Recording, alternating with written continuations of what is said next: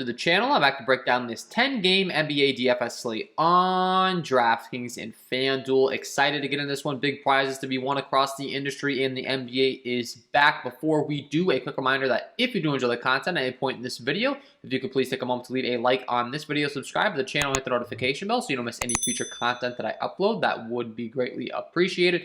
And I am releasing NFL content as well, so check that out, as well as my premium packages. I have an NBA premium package, NFL premium package.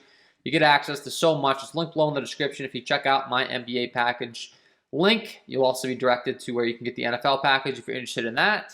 And lastly, Prize Picks. This video is sponsored by Prize Picks. If you're not familiar with Prize Picks, it's similar to FanDuel and DraftKings in the sense that it's a lot about fantasy points, but you can pick individual stats as well: rebounds, assists, 3 points made, points.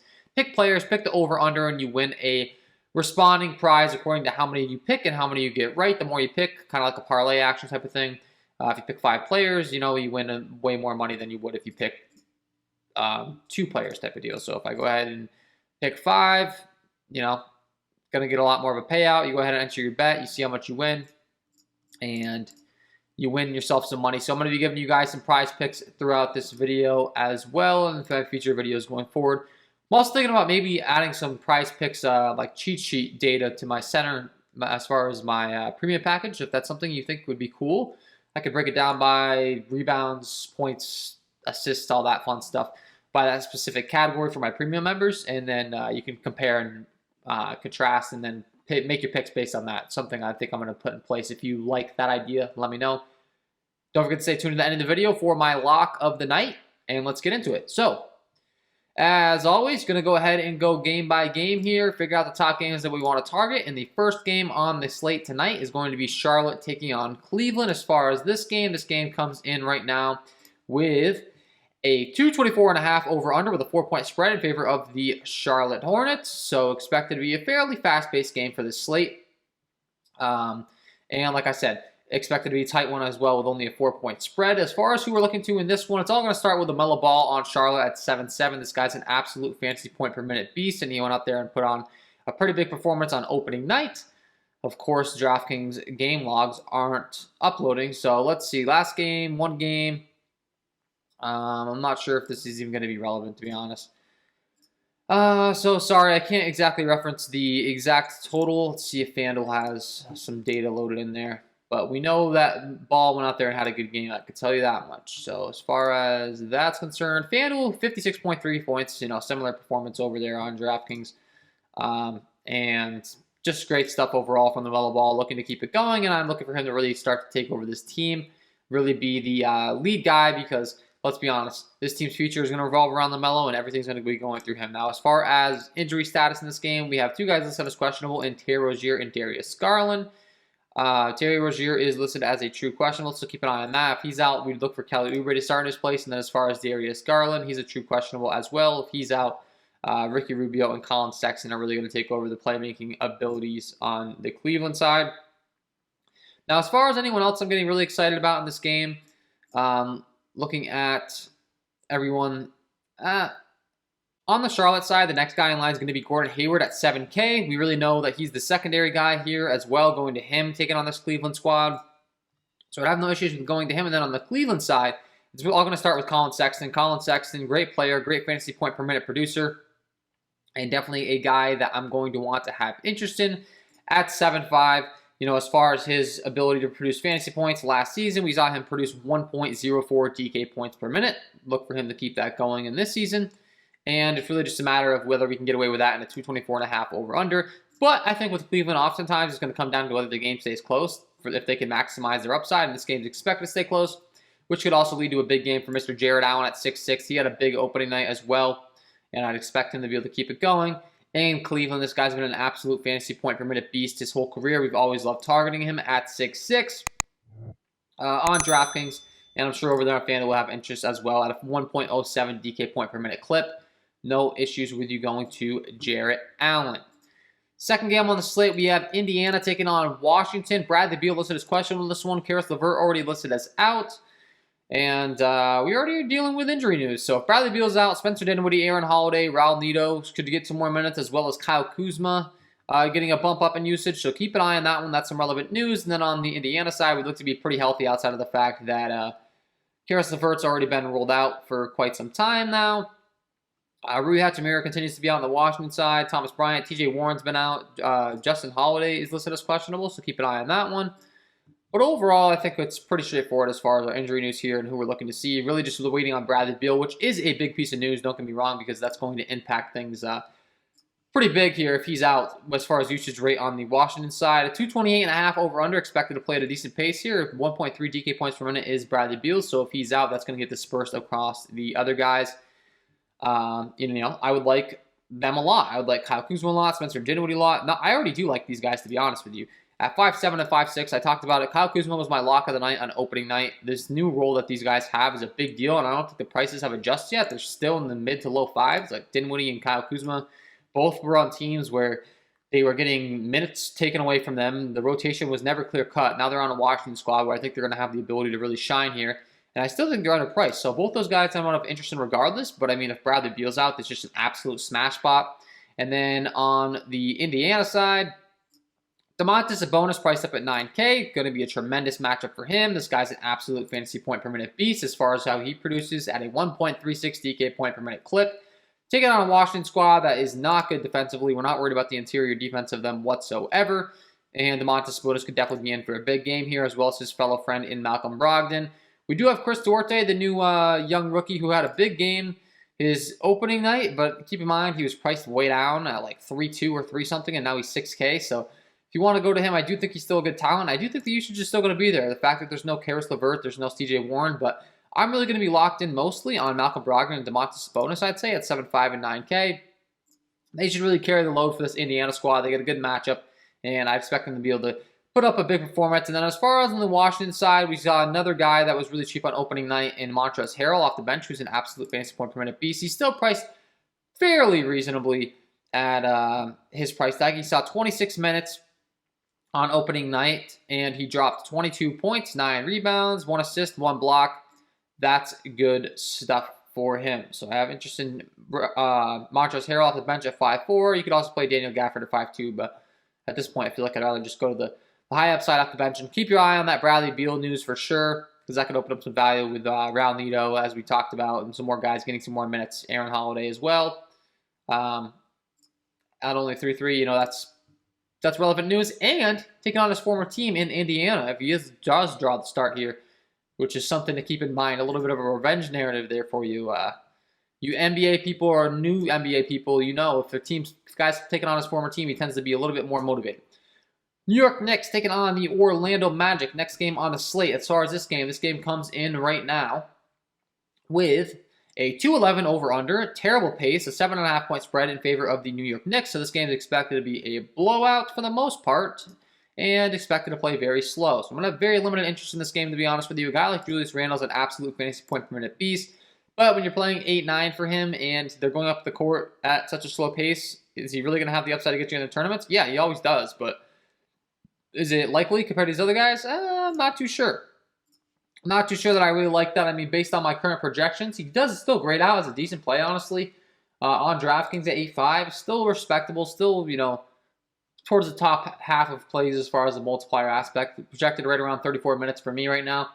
And I like him. It's just a matter of you're paying up 8.5 for a guy in a 211 over under a game environment. Do we really want to do that when we can pay for other guys that we discussed already? Probably at similar price tags. I'd rather probably go up to Sabonis in a 228.5 over under an extra $500 on DraftKings. So that'd be my approach there. As far as everyone else and how this game breaks down for usage, I'm really trying to get a grasp for these rotations early on and show you guys on screen as well here as much as possible the depth, because obviously there's been a lot of turnover. For the Knicks, we have Kemba Walker, Evan Fournier, RJ Barrett, Julius Randle, Mitchell Robinson. The usage is going to be spread out far more over there on that side. And then on the Orlando Magic, much more predictable. We have Cole Anthony at the top. I'm going to like him. I'm going to like Mo Bamba a lot in his starting role, and I really like Terrence Ross off the bench as well. RJ Hampton, also a fantasy point per minute beast. So I think those guys at the bench are actually pretty intriguing in Terrence Ross and RJ Hampton, I will say. Mo Bamba at 6K, I think he's going to be great play for games to come. 18 points, 4 rebounds, 4 assists, 4 blocks, and 1 steal over 27 minutes in the opener for him. As far as the overall playing time for Terrence Ross and RJ Hampton, we'll keep an eye on that. But I think that these guys are just going to be in great spots to produce off the bench, and I'm really going to like them. And then, honestly, the Knicks side, you're going to have to play like one guy. So whoever you think will have the best game, Derrick Rose, RJ Barrett, Kemba Walker. I really don't have a strong lean until we get some more minutes of these guys. Honestly, I think it's just going to be on a per-game basis. And to be honest with you, I don't really think you can really clarify like which one of these guys is in the best spot based upon their usage and everything. I will tell you that right now, based upon my projections and everything, from a upside aspect, who grades out the best would be RJ Barrett. But that's early on projections. That could definitely vary. And, not exactly as if I'm getting too excited to be playing RJ Barrett with all these new guys coming in and trying to take his usage. It's a little bit of a different dynamic from last year, and I'm sure as we go along here, my model is going to be more and more accurate on that as well. But yeah, not too interested. Brooklyn taking on Philly. Joel Embiid already listed as questionable. Ben Simmons has been out after that first game.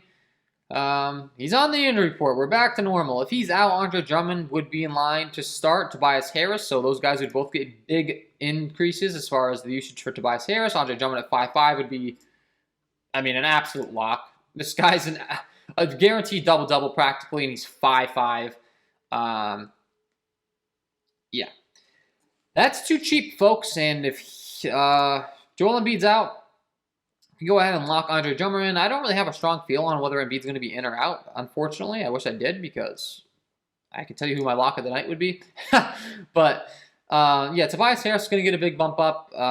Ben Simmons out as well, so we'll be looking at guys like Seth Curry and Tyrese Maxey as well to take on a bigger load. If there is no Joel Embiid, I'm going to have a lot more interest in all these guys. So definitely be keeping an eye on that injury news. That's a big piece of news. And then on the Brooklyn side, we continue to be without Mr. Kyrie Irving, so that's going to make me continue to really like James Harden and Kevin Durant. All the usage is going to flow through these guys. James Harden was my lock of the night, opening night. Didn't have the best matchup taking on Milwaukee, and he got you there. He didn't have the biggest upside, though. Upside game from James Harden. I'm always looking for my lock of the night to have that monster upside, flame next to the name on DraftKings night. And, I don't want the snowflake there, don't get me wrong, but he wasn't quite able to get there. I think he could maybe get there in this game. And Kevin Durant, same rule is going to apply for him. These guys should just take on such a huge workload. 25 shot attempts for Kevin Durant on opening night. And then as far as James Harden's concerned, he went ahead and shot 16 times, but he's getting a lot more on-ball duties with no Kyrie Irving, so he's going to have a lot more assist upside, a lot more triple-double upside possibilities, all that fun stuff on DraftKings, like those guys.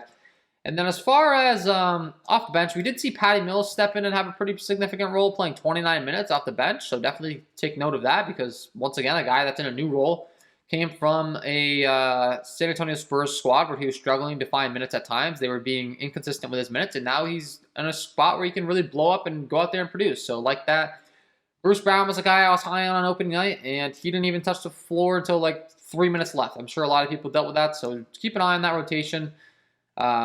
Maybe he could be a sneaky tournament play that could pay off big for you, but it's a little sketchy playing a guy that didn't even really crack the rotation. And then you have Blake Griffin in the starting role, and Aldridge and Millsap coming off the bench. I do think are going to be continuing to be pretty interesting plays here on the Brooklyn side, because they're just such good fantasy point per minute producers, and I'm going to like those guys. So yeah, that's where I'd be going to in that Brooklyn-Philly game. Pretty fast-paced game, too, guys. And, these guys are priced as superstars, but for good reason in this game. I'm going to have a lot of interest in this game, actually. James Harden, Kevin Durant, running it back on the other side. If Joel Embiid's healthy, I like him a lot. If he's not, we'll have to go to the other guys. I guess I should mention that. If Embiid's in, I love him, because high-paced game. No Ben Simmons. Ben Simmons is crying all the time. I think Joel Embiid's really going to try to take this team under his wing and say, I don't need Ben Simmons. So, like him. Toronto taking on Boston. It's all going to start at the top with Jason Tatum at a 8. This game comes in right now with a 218 over-under. 6.5 point spread in favor of the Boston Celtics, and not exactly expected to be the fastest-paced game once again. So, am I going to be that interested in this game? Probably not. We have Jason Tatum and Jaylen Brown priced up accordingly to their role. And in the fast-paced game, in the high to low AK range, not getting all that excited. Marcus Smart is listed as questionable, but he is more so probable, so I'd expect him to be able to go. Played 46 minutes in the double OT thriller against that Knicks squad.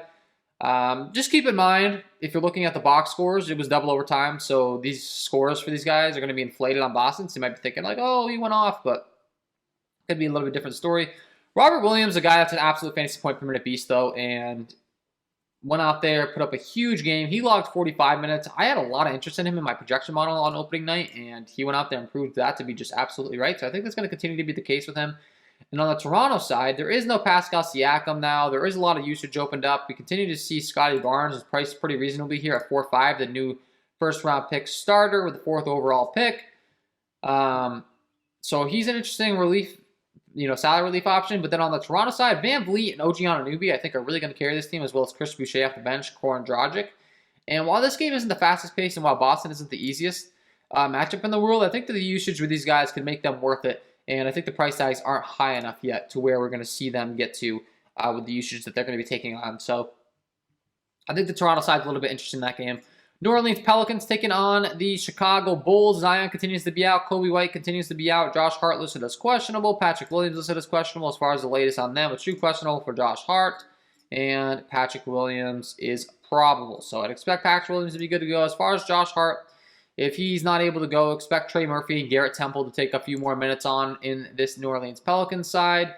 But as far as what we're looking at this game, we saw Zach LaVine have a huge opening night. A little concerned about his usage going forward with the new acquisitions on the Chicago Bulls team, but he proved that just wasn't an issue on opening night for him and had a big night. I mean, Lonzo Ball, Zach LaVine, DeMar DeRozan now, Nikola Vucevic. That's 4 guys that are going to have to take on usage, so it'll be interesting to see how that grades out overall. But as far as this game from a game environment aspect, I mean, this game right now comes in with a 221 over-under, 7-point spread in favor of the Chicago Bulls. Expected to play at a reasonable pace, and it's going to come down to whether it stays close, I would say, if you've got your maximized upside of these guys. LaVine, Vucevic. I think that Vucevic is in a great spot here, and he's only 7'8", taking on Jonas Valanciunas. I'm not worried about Jonas Valanciunas' defense quite at all, to be honest. So at 7'8", I will say he's probably my favorite Chicago Bull in this environment. And then Lonzo Ball at 6'6", I think is priced at a pretty reasonable discount. DeMar DeRozan's just like a little bit too scoring reliant for me, and his new role at 7'1" on this squad a little scary to me. I mean, as far as he's grading out, I'm not getting too excited. Zach LaVine is actually the guy on my projection model that I'm really liking the most here outside of Nikola Vucevic. I actually really like Nikola Vucevic in this spot. I'm not going to lie. He's looking pretty juicy in this matchup, so definitely want to emphasize that. Love him. And then as far as running it back, there's no Zion Williamson right now. Nickeil Alexander-Walker stepping in as a big guy in a role with these injuries, as far as Brandon Ingram and Jonas Valanciunas as well. So the usage is going to be a lot more condensed in this New Orleans Pelicans rotation. I'm going to have a lot of interest in Nickeil Alexander-Walker. He continues to just be a beast. I'm going to have a lot of interest in Brandon Ingram. Jonas Valanciunas, I'm a little less interested in on the side of taking on Vooch. However, I will say whenever I like one center, I do like to run it back with the other one at times in my lineups. But I could see maybe JV getting in some foul trouble here. Vucevic giving him a hard time and him being out of this game early. So keep your eyes on that one. And then I talked about the injury with Josh Hart. So if he's out, Garrett Temple, expect him to get a lot more minutes, and he could be a good value play there. So keep an eye on that one. Moving further along, Oklahoma City taking on Houston here.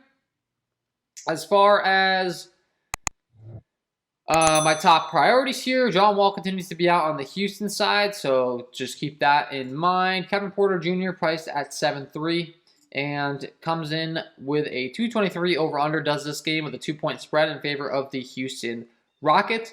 So going to be a decent game overall, and we're looking at the disbursement of usage and everything on both sides. Kevin Porter Jr., Jalen Green, the new acquisition, Christian Wood, really going to be the top 3 for me on the Houston side. And then as far as on the OKC side, we're looking to Shai Gilgeous-Alexander, obviously, Lou Dort. I mean, those guys stand out by far to me, and then Josh Giddey. But it's going to be pretty obvious to where we're going in this game, and it's expected to stay close, which I think is going to be very beneficial for fantasy point output. Shai Gilgeous-Alexander at 6'7", going to absolutely love him here. I think that's 200 priced. I like Lou Dort a lot at 5'1" as well. I think he's 200 priced for his ability to put up fantasy points as far as his DK point per minute production last year. Looking at my model here, he was able to put up 0.81 DK points per minute. If that's the case in this new starting role. He's getting a lot of minutes in this game. Like I said, expected to stay close. Really going to like Lou Dort. And then on the Houston side, we talked about it. Kevin Porter Jr. and Christian Wood. It's really going to start with those guys. Both these guys, great fantasy point per minute producers, just absolute beasts. As far as Kevin Porter Jr., put up 1.01 DK points per minute for him. And then when we're looking to Christian Wood, 1.25 DK points per minute. And I think these guys' usage is just going to be through the roof. So those are the guys I've really be locking in on this game, and I do like them a lot. I do like those guys a lot. They're going to get plenty of usage. As far as anyone else that's really standing out for me from a personal class book, I mean, Shai Gilgeous-Alexander's your guy. I already talked about it, but at the top, with the usage going all his way, I'm really going to like Shai Gilgeous-Alexander. And then the next guy to be looking to, based on what I'm looking at right now, would be Christian Wood. So those are the guys I'm really looking to lock in on this game. San Antonio Spurs taking on the Denver Nuggets. Jamal Murray continued to be listed as out as far as this game's game environment. This game comes in right now with 220 over-under with a 7.5 point spread in favor of the Denver Nuggets. And expected to stay somewhat close. 220 over-under isn't exactly the greatest game environment, unfortunately. But who I'm looking to in this game, of course, is going to start at the top with Nikola Jokic, 10-2. Guy's an absolute fantasy point per minute beast. On opening night, 35 minutes, 27 points, 13 rebounds, 2 assists, and 2 steals. And we know he's capable of getting a lot more assists than only 2 assists, so I'd expect that number to increase. He has plenty of triple-double upside. No issues with you going to him on any night. But I do think that based on point per dollar, my favorite play here by far is going to be Michael Porter Jr. here on the Denver side because he's just too cheap. I want to talk a little bit about Jeff Green here once we get further along, but Michael Porter Jr., great fantasy point per minute producer. He's 6'3". Like we said, not exactly the fastest paced game in the world, and when that happens, sometimes I like to target the counterpart to Nikola Jokic rather than the main star because he's priced way up. And I think that Michael Porter could be that guy that you're looking to be targeting in this particular spot. Looking at his production last season, a 1.09 DK point per minute production rate. Great stuff, especially at the price tag of only 6'3" on DraftKings over here. Gonna like him a lot.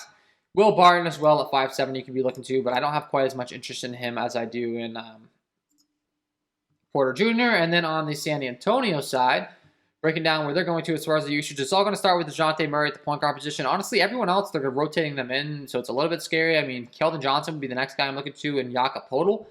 But if I'm playing someone on this side, honestly, I think I'm just going to stick to DeJounte Murray at 7K. He's guaranteed on-ball duty. He's got great upside. Out there for 31 minutes in the opener. And I just think that he makes the most sense. And then I talked about Jeff Green possibly being in the rotation at 3-5. Depending upon how many minutes he's getting, I think that he could be an interesting option here. And let's pull up, if we can, his game log here because DraftKings is not refreshing. 18 minutes in the opener, so he was involved in the rotation a decent amount, and it's just really a 3-5 price tag on DraftKings. I think he's a reasonable option, but whether or not I actually get there, let's see. 18 minutes last game. Right now, I've got him projected, I think, a little bit high, so I'd expect my projections to maybe tame down on him a little bit throughout the day. But yeah, just a guy I wanted to mention there from a salary aspect. Phoenix taking on the Los Angeles Lakers. LeBron James at the top at 9-1. This game comes in right now with a 220 over-under half-point spread in favor of the LA Lakers. Los Angeles Lakers, a team that I'm really not going to have that much interest in from a fantasy point aspect throughout the season, I think, because of the new Big Three. The usage is going to be too spread out. It's tough to tell who's really going to have the big game. However, I will say one thing that's going to be big, I would say, is the game staying close. And this game's expected to stay close. So that means there's going to be ample time on the floor for LeBron James, Anthony Davis, Russell Westbrook. LeBron James, 34 points, 11 rebounds, 5 assists, and a steal across 37 minutes in the opener. So he had a big game as far as Anthony Davis. 11 rebounds, 2 assists, 2 blocks, a steal with 33 points. Good game for him. And then as far as Russell Westbrook, we saw him not really do much of anything with only 8 points, 5 rebounds, and 4 assists. Everyone's already talking about the spacing with Russell Westbrook. Was it going to work? He can't shoot. They're going to condense down inside with Russ's on the floor. That all makes sense to me. But I would say at some point, Russ has to have a big game with all the talents that's surrounded around him. He hasn't had this talent in the past. And maybe with his terrible opening night, people will be biased. You can go to him and get him in this matchup. And Anthony Davis, LeBron James, they're all priced so tightly. It's really tough saying how this team's going to grade out. I mean, Russell Westbrook grades out as a great play in my model right now. Just keep in mind, once again, he was a 1.6 DK point per minute producer last year. It was Russell Westbrook. Is he going to be producing 1.6 DK points throughout the season? Do I think my algorithm and my adjustments are going to fluctuate to adjust for that? Yeah. And do I really feel that comfortable going to Russ? I mean, honestly, at his price tag, I kind of do. He's only 8'6". I mean, this is the guy we're typically paying 9.5, 10 plus K for in the typical roles he's been in the past. So I don't hate it. I'm kind of spieling, but I just think that you have to kind of lock in on these new roles for these teams. Devin Booker, Chris Paul, much more easier to tell where the ball's going on the Phoenix side, and for that reason, I think I have a lot more interest in running it back with them. It's going to be Devin Booker, it's going to be Chris Paul, it's going to be DeAndre Ayton, and they're the ones that I'm really going to be looking to overall in this game, and it's all going to start with Devin Booker for me at 8-2 on DraftKings. I think he just has huge upside, but I will say with Chris Paul at his respective price tag at 7-3, I think that's too cheap. I'm going to like him a lot in this particular spot, and not the fastest paced game in the world, but he does grade out as the best play in this game for me at only a 7-3 price tag. Due to that cheap price tag, Chris Paul makes a lot of sense for me.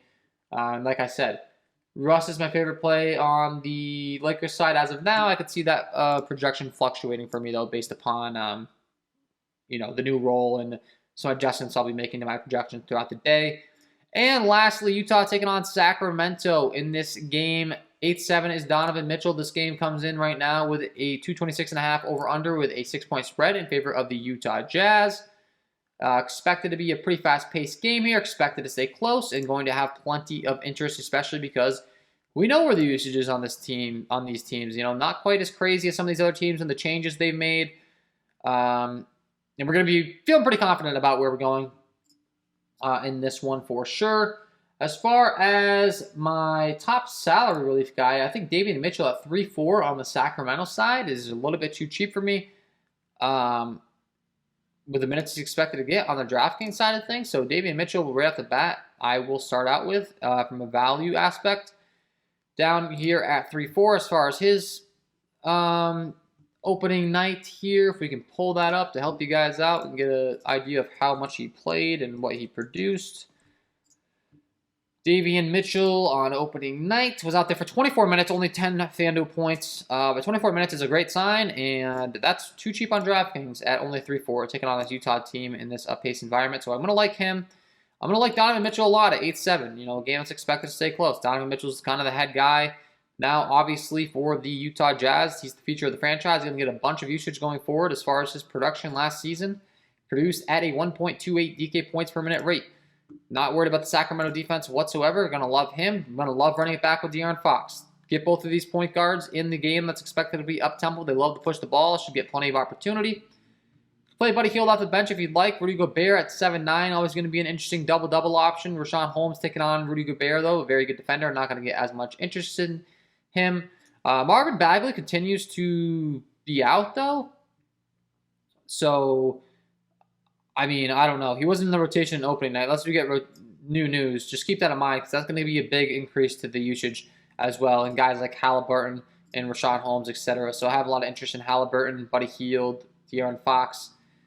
With there being, though,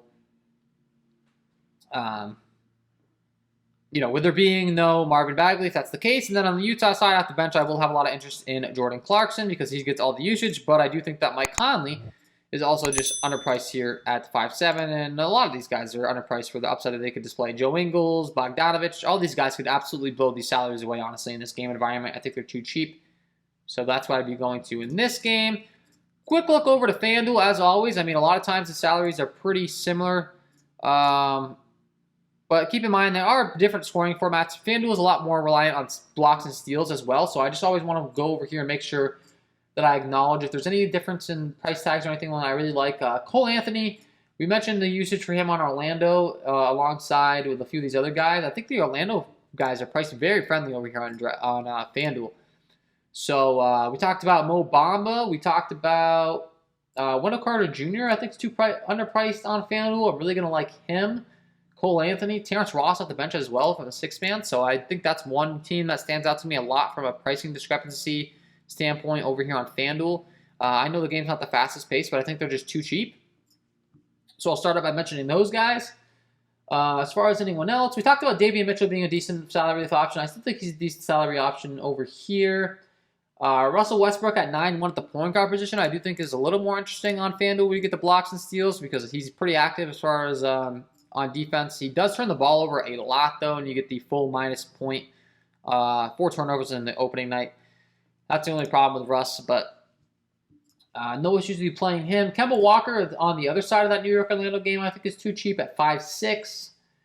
Nikola Vucevic, same rule applies over here as on DraftKings. I absolutely love him. 8.7 is quote-unquote more expensive, but the salaries are a little bit different. But I love Vooch anyways. This is just an absolute smash spot for Vooch, so I like him. And I like his counterpart in Lonzo Ball on FanDuel as well.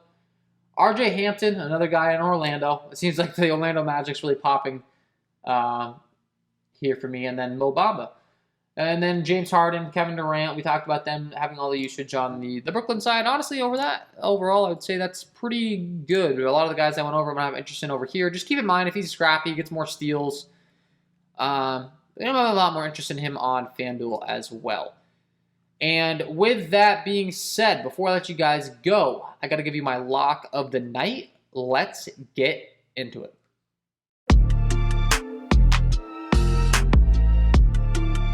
And my lock of the night tonight is going to be Nikola Vucevic taking on this New Orleans Pelicans squad at a 221 over-under 7-point spread in favor of the Chicago squad and way underpriced across the industry in my opinion for his upside. Absolutely love this spot for Nikola Vucevic. 7-8 on DraftKings as far as FanDuel is concerned. He's priced at 8.7 on his opening night. We saw him go out there for 36 minutes. He put up 15 points, 15 rebounds, and that wasn't even on a good shooting night. 7 for 21.